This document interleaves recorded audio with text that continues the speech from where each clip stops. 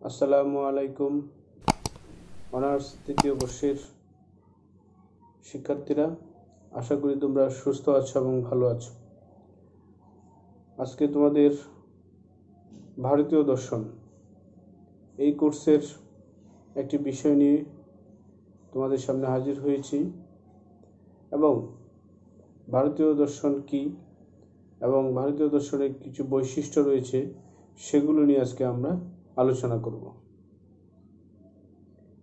তাহলে আমরা আলোচনায় প্রবেশ করার আগে তোমাদের কাছে আমার একটি অনুরোধ, তোমরা আমার এই চ্যানেলটিকে সাবস্ক্রাইব করে রাখো এবং মনোযোগ সহকারে প্রথম থেকে শেষ পর্যন্ত আমার এই ক্লাসগুলো দেখো। তাহলে আশা করি টপিকটি বুঝতে তোমাদের কোনো সমস্যা হবে না এবং যারা নোট করতে চাও তারা মনোযোগ সহকারে শুনবে এবং মূল কথাগুলো লিখে রাখার চেষ্টা করবে এবং তার ভিত্তিতে সেগুলো পরীক্ষায় আনসার করার চেষ্টা করবে। তাহলে আশা করা যায় তোমরা ভালো নাম্বার পেতে পারো।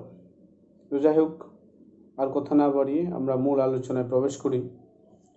তাহলে আমরা প্রথমে যেটা বলতে পারি যে হোয়াট ইজ ইন্ডিয়ান ফিলোসফি অথবা ভারতীয় দর্শন বলতে আমরা কী বুঝি। সাধারণ অর্থে আমরা জানি যে ইংরেজি ফিলোসফি এই শব্দটির বাংলা এবং সংস্কৃত পরিভাষায় যাকে বলা হয় দর্শন। এর অর্থ হচ্ছে জ্ঞানের প্রতি অনুরাগ অথবা সত্যের প্রতি অনুরাগ। এদিক থেকে দার্শনিক হলেন, অর্থাৎ এই বিবেচনায় আমরা একজন দার্শনিক বলতে পারি তাকে যিনি জ্ঞানের অনুসারী এবং সত্য সন্ধানী। বাংলায় এই দর্শন শব্দটি এসেছে দৃশ ধাতু থেকে এবং এই ধাতুর এসেছে অনট প্রত্যয় থেকে, অর্থাৎ এর অর্থ দ্বারাই দেখা বা চাক্ষুষ প্রত্যক্ষ করা।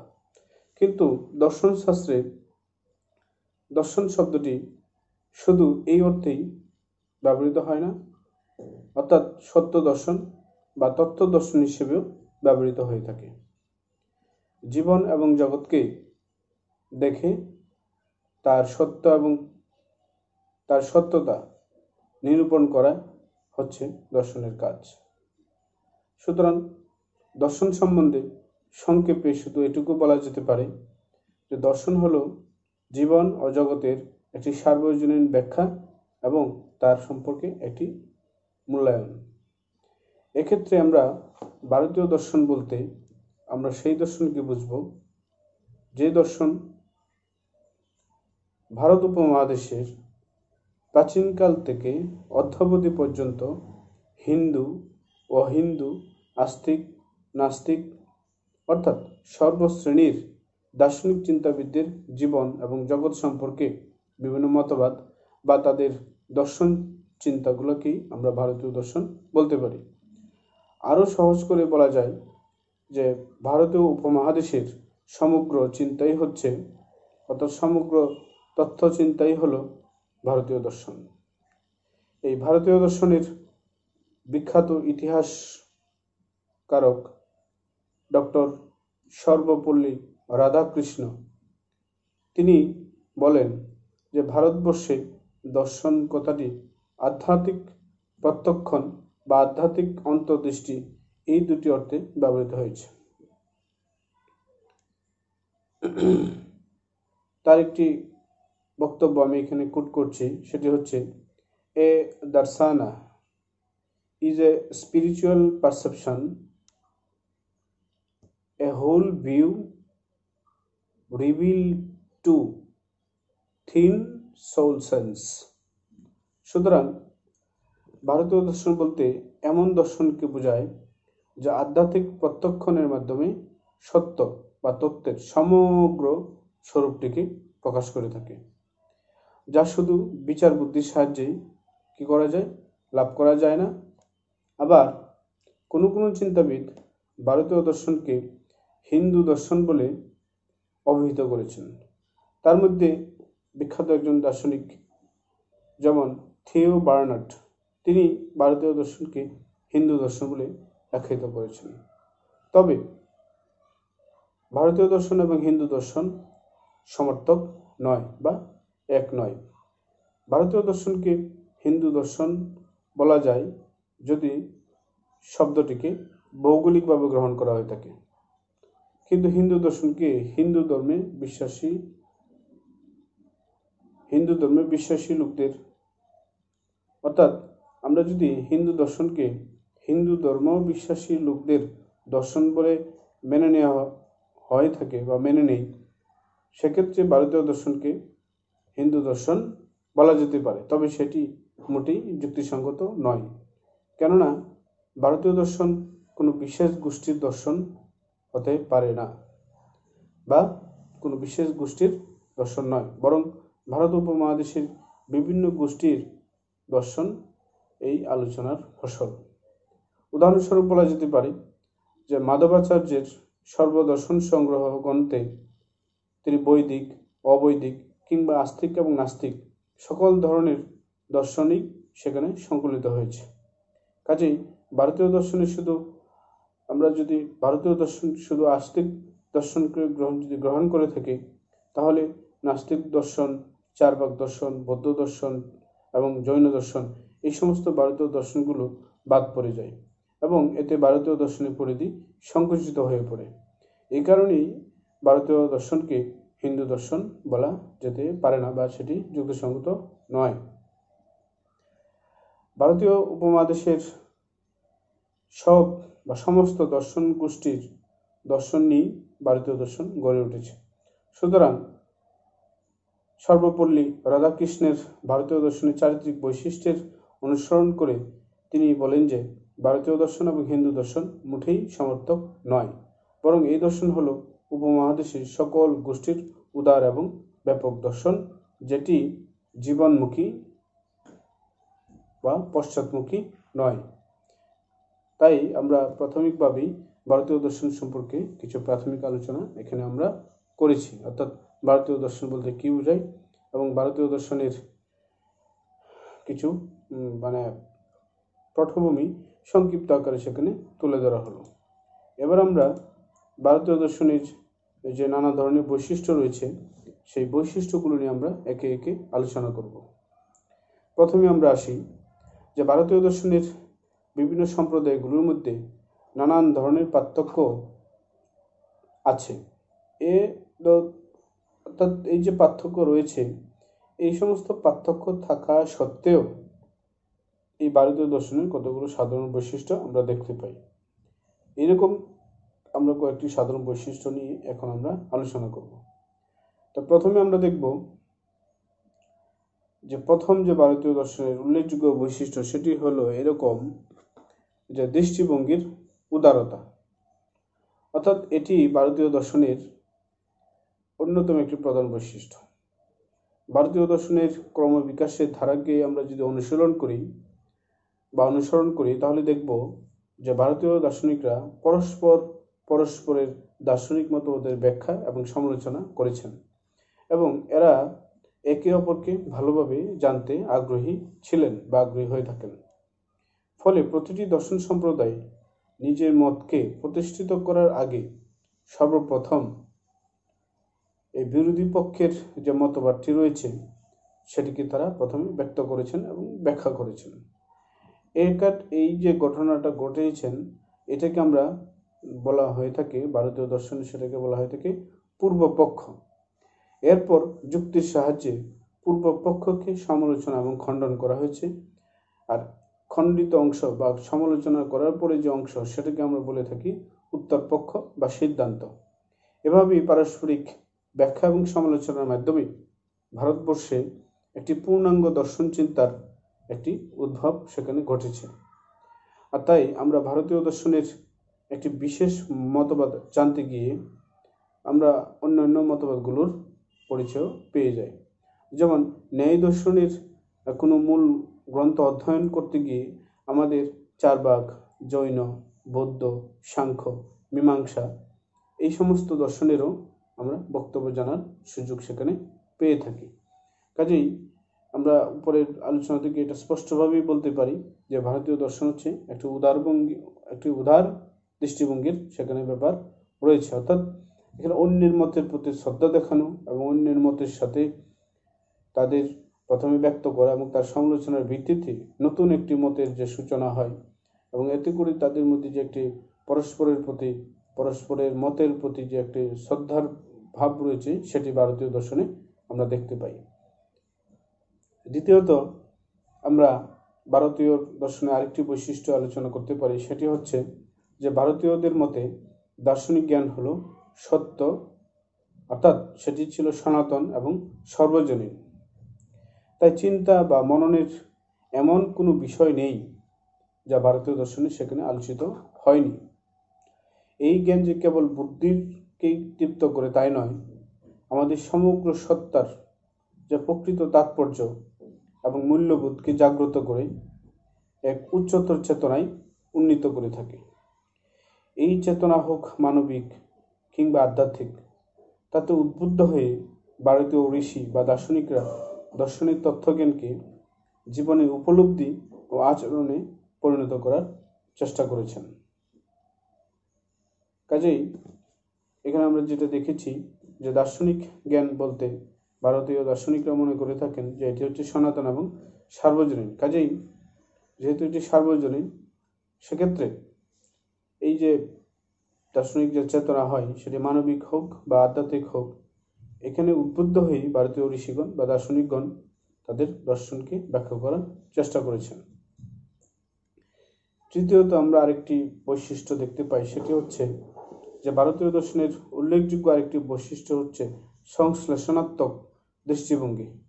পাশ্চাত্য দর্শনে যেমন দেখা যায় যে বিভিন্ন দার্শনিক সমস্যাগুলিও যে পৃথক পৃথকভাবে আলোচনা করেছেন। আমাদের দর্শনের যে বিভিন্ন সমস্যাগুলো রয়েছে সেগুলোকে নিয়ে পাশ্চাত্য দার্শনিকরা পৃথক পৃথকভাবে আলোচনা করেছেন। কিন্তু যেমন আমরা বলতে পারি যে তথ্যবিদ্যা, জ্ঞানবিদ্যা, তারপরে যুক্তিবিদ্যা, নীতিবিদ্যা, সৌন্দর্যবিদ্যা, মনোবিদ্যা, এই সমস্ত যে বিষয়গুলো রয়েছে সেগুলো তারা স্বতন্ত্রভাবে সেখানে আলোচনা করা হয়েছে। কিন্তু ভারতীয় দর্শন এক সর্বব্যাপক শাস্ত্র। এখানে বিভিন্ন শাখার যে সমস্যাগুলো রয়েছে সেগুলো পৃথকভাবে আলোচনা না করে বরং পরস্পরের সঙ্গে সম্পর্কযুক্ত হয়ে এখানে সামগ্রিকভাবে বিকাশ লাভ করেছে। কাজে আমরা বলতে পারি যেখানে পাশ্চাত্য দর্শনের বিভিন্ন শাখার যে দার্শনিক সমস্যাগুলো রয়েছে সেগুলো তারা ভিন্ন ভিন্নভাবে পৃথকভাবে ব্যাখ্যা করেছেন। অপরদিকে ভারতীয় দর্শন সেখানে ভিন্নভাবে প্রকাশ না করে এক সামগ্রিকভাবে সেখানে এই দর্শন চর্চার বিকাশ সেখানে লাভ করেছে। চতুর্থত আমরা ভারতীয় দর্শনের যে বৈশিষ্ট্য দেখতে পাই সেটি হচ্ছে যে ভারতীয় দর্শন কেবলমাত্র তথ্যে আলোচনা করে না, অর্থাৎ দর্শন চর্চার মূল উদ্দেশ্যই হলো দূরদৃষ্টি এবং অন্তর্দৃষ্টি। এর সাহায্যে কিভাবে জীবনকে পরিচালিত করলে জীবনের পরমার্থ লাভ করা যায় তা জানা। মোট কথা, মানব জীবনের পরম উদ্দেশ্য বা পুরুষার্থ সিদ্ধির জন্যই ভারতবর্ষে দর্শন চর্চার আবিষ্কার হয়েছে বা উদ্ভব ঘটেছে। আমরা এখানে দেখতে পাচ্ছি যে দর্শন চর্চার মূল উদ্দেশ্যই যেহেতু দূরদৃষ্টি এবং অন্তর্দৃষ্টির সাহায্যে কিভাবে জীবনকে পরিচালিত করলে জীবনের পরমার্থ লাভ করা যায়, সেটাই হচ্ছে দর্শন চর্চার মূল উদ্দেশ্য। এবং এই যে উদ্দেশ্য বা স্বার্থসিদ্ধির জন্যই এই ভারতবর্ষে দর্শন উদ্ভব করেছে। যেহেতু জ্ঞানবিদ্যা, অধিবিদ্যা এবং তর্কশাস্ত্র এই সমস্ত বিষয়ে তাত্ত্বিক আলোচনার সমৃদ্ধি ভারতীয় দর্শনে কম আলোচিত হয়নি, তাই বলা যায় যে তাত্ত্বিক এবং ব্যবহারিক উভয় দিক থেকেই ভারতীয় দর্শন অতীব বৈচিত্র্যপূর্ণ। পঞ্চমত আমরা যে জিনিসটি দেখতে পাই সেটি হচ্ছে যে একমাত্র জড়বাদী চারবাক দার্শনিকগণ ছাড়া অন্যান্য ভারতীয় দর্শনগুলি এক কথায় আধ্যাত্মিক মনোভাবাপন্ন, অর্থাৎ জড়বাদের সম্পূর্ণ বিরোধী মতবাদ। অর্থাৎ আমরা যদি পাশ্চাত্য দর্শনের দিকে যাই সেখানে দেখব যে জড়বাদের অসংখ্য দার্শনিক রয়েছে, কিন্তু ভারতীয় দর্শনের দিকে তাকালে দেখা যায় যে এখানে বেশিরভাগ দার্শনিকগণ জড়বাদ বিরোধী বা আধ্যাত্মিক মনোভাবাপন্ন। একমাত্র চারবাক দার্শনিকরাই ছিলেন এই জড়বাদী দার্শনিক। এই যে জড়বাদের সম্পূর্ণ বিরোধী মতবাদ আমরা ভারতীয় দর্শনে পাই। এই ভারতীয় যে দার্শনিক মতাবলম্বী রয়েছে, যেমন তারা ঈশ্বর, আত্মা, মুখ্য প্রভৃতি অতীন্দ্রিয় সত্তায় অস্তিত্বে বিশ্বাসী হয়ে থাকেন। যদিও এই বিষয়গুলোর স্বরূপ সম্পর্কে আধ্যাত্মবাদীদের মধ্যে যথেষ্ট মতভেদ রয়েছে। বিভিন্ন মতভেদ থাকা সত্ত্বেও তারা এই যে অতীন্দ্রিয় যে সত্তাগুলো রয়েছে, যেমন ঈশ্বর, আত্মা, এই সমস্ত বিষয়ে তারা বিশ্বাস করে থাকেন। এটি হচ্ছে ভারতীয় দর্শনের অন্যতম আরেকটি বৈশিষ্ট্য। আমরা ভারতীয় দর্শনের আরেকটি বৈশিষ্ট্য আমরা এখানে আলোচনা করতে পারি, সেটি হচ্ছে যে চার ভাগ ছাড়া, অর্থাৎ চার ভাগ দর্শন ছাড়া অন্যান্য ভারতীয় দর্শনে চতুর্বিধ পুরুষার্থের উল্লেখ পাওয়া যায়। মানুষের সাধারণ যা কামনা তাকে ভারতীয় দার্শনিকরা চার ভাগে বিভক্ত করেছেন, যেমন ধর্ম, অর্থ, কাম এবং মুখ্য। একমাত্র চার ভাগ দার্শনিক ছাড়া বাকি সব দর্শন সম্প্রদায় এই মুখ্যকে পরম পুরুষার্থ বলে গ্রহণ করেছেন। তাদের মতে মুখ্য লাভই হচ্ছে জীবনের চরম উদ্দেশ্য, তাই এই সমস্ত দর্শনকে মুখ্যশাস্ত্র বলা হয়ে থাকে। এই মুখ্যকেই মুক্তি, কৈবল্য, অপবর্গ এই সমস্ত নামে অভিহিত করা হয়েছে। মুক্তির অর্থ হল দুঃখের চরম নিবৃত্তি। এই মুক্তিকে দুটি প্রধান ভাগে বিভক্ত করা হয়েছে। একটাকে বলা হয় জীবন মুক্তি, আরেকটাকে বলা হয় বিদেহ মুক্তি। এখানে আমরা দেখতে পাচ্ছি যে একমাত্র চার ভাগ ছাড়া যা অন্যান্য ভারতীয় দার্শনিক সম্প্রদায়গুলো রয়েছে, তারা এই পুরুষার্থের কথা উল্লেখ করেছেন এবং তারা চারটি ভাগে ভাগ করেছেন। এবং তাদের মুখ্য উদ্দেশ্যই ছিল জগতের মুখ্য উদ্দেশ্যই হচ্ছে, মূল উদ্দেশ্যই হচ্ছে মুখ্য লাভ করা। আর এই মুখ্য লাভের কে তারা বিভিন্ন নাম দিয়েছেন, যেমন মুক্তি, কৈবল্য, অপবর্গ ইত্যাদি। আমরা আরেকটি বৈশিষ্ট্য নিয়ে আলোচনা করব, সেটি খুবই গুরুত্বপূর্ণ। সেটি হচ্ছে যে চার ভাগ ছাড়া আর সব আস্তিক দর্শনে স্বীকার করা হয় যে সমগ্র জগৎ এক নৈতিক নিয়মের দ্বারা পরিচালিত হয়ে থাকে। ঋগ্বেদে এই নিয়মকে বলা হয়েছে ঋত। ঋত বলতে প্রাকৃতিক এবং নৈতিক উভয় প্রকার নিয়ম শৃঙ্খলাকে বোঝানো হয়ে থাকে। এই রীতির ধারণাই পরবর্তীকালে ভারতীয় দর্শনে বিভিন্ন নামে স্বীকৃতি পেয়েছে বা অভিব্যক্তি লাভ করেছে। মীমাংসা দর্শনে একে বলা হয়েছে অপূর্ব। আর এই অপূর্ব হলো এমন এক নৈতিক নিয়ম যার দ্বারা এই আশ্বাস পাওয়া যায় যে বর্তমানে অনুষ্ঠিত যজ্ঞের ফল আমরা ভবিষ্যতে ভোগ করতে পারব। আবার ন্যায় বৈশেষিক দর্শনে এই নিয়মকে বলা হয় অদৃষ্ট। এই অদৃষ্ট আত্মাতে অদৃশ্য ভাব থাকে এবং যথাসময়ে জীবের যে কৃতকর্মের ফলাফল সেখানে দান করা হবে বলে মনে করে থাকে। এই বিভিন্ন দর্শনের এই মতবাদ ভারতীয় দর্শনকে সাধারণভাবে কর্মবাদ নামে পরিচিত করেছে। কর্মবাদ অনুসারে আমাদের কৃতকর্মের ফল আমাদেরকেই ভোগ করতে হবে, অর্থাৎ পুণ্যকর্মের ফল আমরা সুখ ভোগ এবং পাপ কর্মের ফল আমরা ভোগ করব দুঃখ ভোগের মাধ্যমে। কর্ম দুই ধরনের হয়ে থাকে, একটা অনারব্ধ কর্ম যা এখনো ফল দিতে আরম্ভ করেনি, আরেকটা হচ্ছে প্রারব্ধ কর্ম, অর্থাৎ যে কর্ম তার ফল দিতে আরম্ভ করেছে। আর এই কর্মবাদের উপরই প্রতিষ্ঠিত হয়েছে ভারতীয় জন্মান্তরবাদ। কর্ম এবং কর্মফলের ভোগ এই দুইয়ের মধ্যে রয়েছে এক ধরনের কার্যকারণ সম্বন্ধ। অর্থাৎ কৃতকর্মের ফল যদি এক জীবনে শেষ না হয়, তবে জীবকে নতুন জন্ম পরিগ্রহ করে তার কর্মফল ভোগ করার জন্য এই সংসারে আবার তাকে আসতে হয়। এই মতবাদকে বলা হয়েছে জন্মান্তরবাদ। এভাবে এক কাল্পনিক শাশ্বত নৈতিক নিয়মের উপর ভারতীয় কর্মবাদ এবং জন্মান্তরবাদ প্রতিষ্ঠিত হতে দেখা যায়। কাজে আমরা এই বৈশিষ্ট্যের দ্বারা বুঝতে পারছি যে ভারতীয় দর্শনের ব্যাপকতা বা গভীরতা অনেক বেশি। আমরা প্রায় শেষের দিকে চলে এসেছি। আমরা আরো কয়েকটি বৈশিষ্ট্য নিয়ে আলোচনা করব। তার মধ্যে আরেকটি হলো যে চার ভাগ দর্শন ব্যতীত অন্যান্য ভারতীয় দর্শন সম্প্রদায়ের আরেকটি উল্লেখযোগ্য বৈশিষ্ট্য হলো ভোগ এবং ত্যাগের মধ্যে অদ্ভুতভাবে তারা সমন্বয় সাধন করেছেন। প্রাচীন ভারতীয় সমাজে যে চতুরাশ্রম প্রথা রয়েছিল, এটি হচ্ছে তার একটি উৎকৃষ্ট উদাহরণ। এই চতুরাশ্রম হল মানব জীবনের অনিষ্ট অনুযায়ী জীবনকালকে 4টি কর্মকালে বিভক্ত করে প্রয়োজনীয় সাধনকর্মে নিয়োজিত হবার একটি যথোপযুক্ত নির্দেশনা। আর এই 4টি আশ্রম হল ব্রহ্মচর্য, গার্হস্থ, বানপ্রস্থ এবং সন্ন্যাস। এই ব্রহ্মচর্য ধর্মটি হল পরবর্তী জীবনের প্রয়োজনীয় প্রস্তুতি পাঠ হিসাবে যথাযথ শিক্ষা গ্রহণ করা, এবং গার্হস্থ মানে হচ্ছে ধর্ম সংসার কর্মে নিয়োজিত হওয়া। বানপ্রস্থ হল সমাজ সংসার ত্যাগ করে অনাসক্ত জীবনযাপন করা, এবং সন্ন্যাস জীবন হল জীবন এবং জগতের প্রতি সম্পূর্ণভাবে মোহমায়া মুক্ত হয়ে মোক্ষ লাভের উদ্দেশ্যে একান্ত নির্জনবাসে অতীব কষ্ট সহিষ্ণু এক উচ্চতর সাধন চর্চায় নিজেকে বিলিয়ে দেয়া।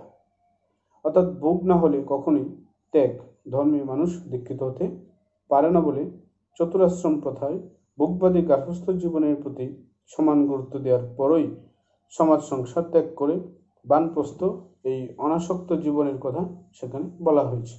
ভোগ এবং ত্যাগের প্রতি একইভাবে এই গুরুত্ব ভারতীয় দর্শনের একটি অভূতপূর্ব বৈশিষ্ট্য লাভ করেছে। আরেকটি উল্লেখযোগ্য বৈশিষ্ট্য নিয়ে আমরা আলোচনা করব, সেটি হলো যে কেবল 4 ভাগ ছাড়া বাদ বাকি ভারতীয় দর্শনে মনে করা হয় অবিদ্যা বা অজ্ঞতাই হলো সকল দুঃখের কারণ। তাদের মতে মানুষ দুঃখ পায় কারণ সে তার আত্মার প্রকৃত স্বরূপ সম্পর্কে জানে না। আত্মার সংকীর্ণ যে চেতনা থেকে উদ্ভূত হয় মানুষের ঘৃণা এবং আসক্তি। এই যে প্রিয় ভোগ, মানুষের প্রিয়জন চলে যাওয়া, প্রিয় বিয়োগ ঘটা ও অপ্রিয় সংযোগ দুঃখ এবং যন্ত্রণার সৃষ্টি করে থাকে।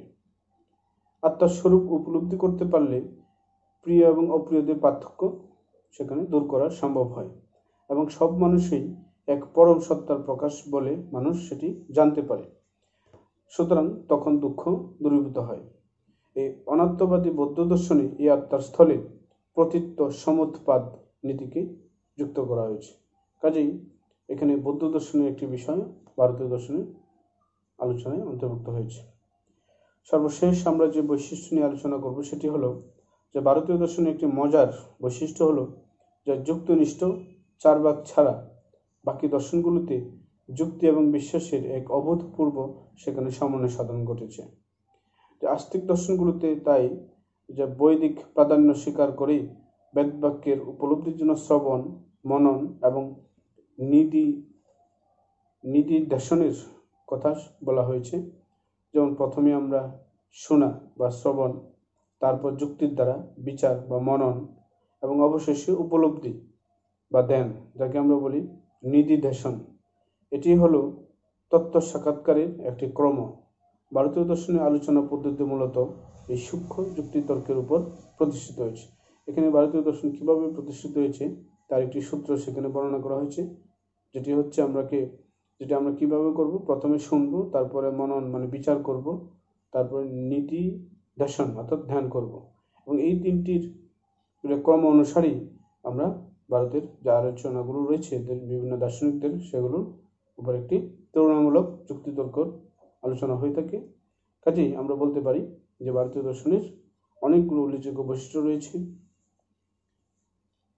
যে অর্থাৎ ভারতীয় দর্শনের এমনই এক সর্বব্যাপক এবং বৈচিত্র্যপূর্ণ দর্শন, যে কারণে কোনো একটি বিশেষ মন্তব্যের দ্বারা এর সব দিক বোঝানো সম্ভব হয়ে ওঠে না। এই তাত্ত্বিক এবং ব্যবহারিক উভয় দিকই ভারতীয় দর্শনে রয়েছে। কাজেই এই যে জ্ঞানবিদ্যা, তথ্যবিদ্যা, যুক্তিবিদ্যা প্রভৃতি চুলচার আলোচনায় যুক্তিতর্কের উৎকর্ষে খুবই সম্মানজনক উচ্চতায় আসীন হলেও শেষ পর্যন্ত ধর্মীয় উদ্দেশ্য সিদ্ধি ভারতীয় দর্শনের মূল লক্ষ্য হিসেবে চিহ্নিত হয়। কেবল 4 ভাগ দর্শনই এই ধারাটি তীব্র বিরোধিতাপূর্ণ অবস্থানে নিজেকে সুপ্রতিষ্ঠিত করে একমাত্র ব্যতিক্রমী প্রাচীন জড়বাদী দর্শন হিসাবে এই গৌরব উজ্জ্বল ভূমিকায় তারা নিজেকে নিয়ে যেতে পেরেছে। আশা করি তোমরা প্রথম থেকে শেষ পর্যন্ত মনোযোগ সহকারে শুনলে আশা করি ভারতীয় দর্শন সম্পর্কে তোমাদের একটি পূর্ণাঙ্গ আইডিয়া বা ধারণা হয়ে যাবে। তো আশা করি তোমরা বিষয়টি মনোযোগ সহকারে শুনবে। তো আজকে এই পর্যন্তই। পরবর্তীতে আমরা অন্য একটি বিষয় নিয়ে তোমাদের সামনে হাজির হব। আজকে এই পর্যন্তই।